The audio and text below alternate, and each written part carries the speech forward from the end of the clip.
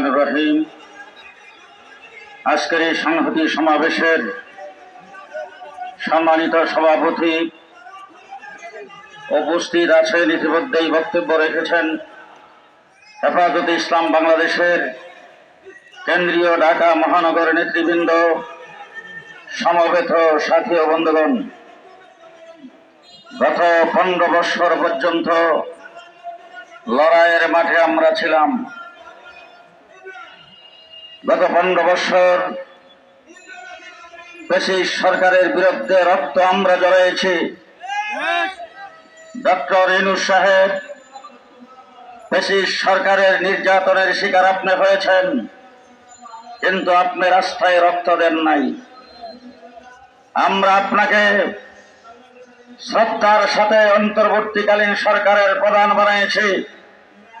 আমাদের রক্তের উপরে দাঁড়ায় আপনি অন্তর্বর্তীকালীন সরকারের প্রধান হয়েছেন, কিন্তু আজকে প্রমাণিত হয়েছে আপনার সরকার ব্যর্থ।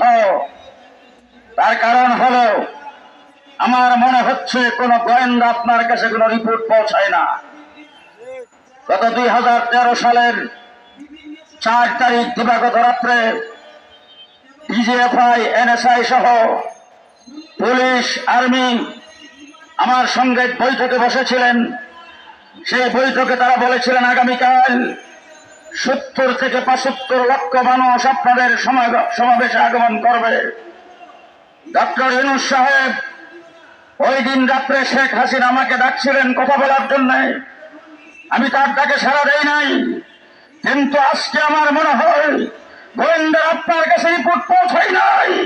আগামীকাল শনিবার ঢাকা হেফাজতের ডাকে আচল হয়ে যাবে।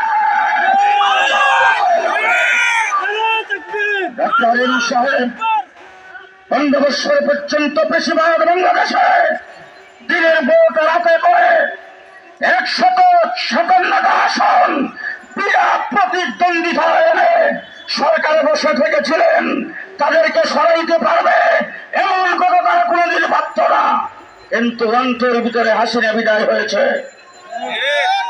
পাক করা বাদ খেয়ে যেতে পারে নাই, নেতা কর্মীদের কারোর সাথে কোনো সলা পরামর্শ করতে পারে নাই, কাউকে কিছু বলে যাইতে পারে নাই।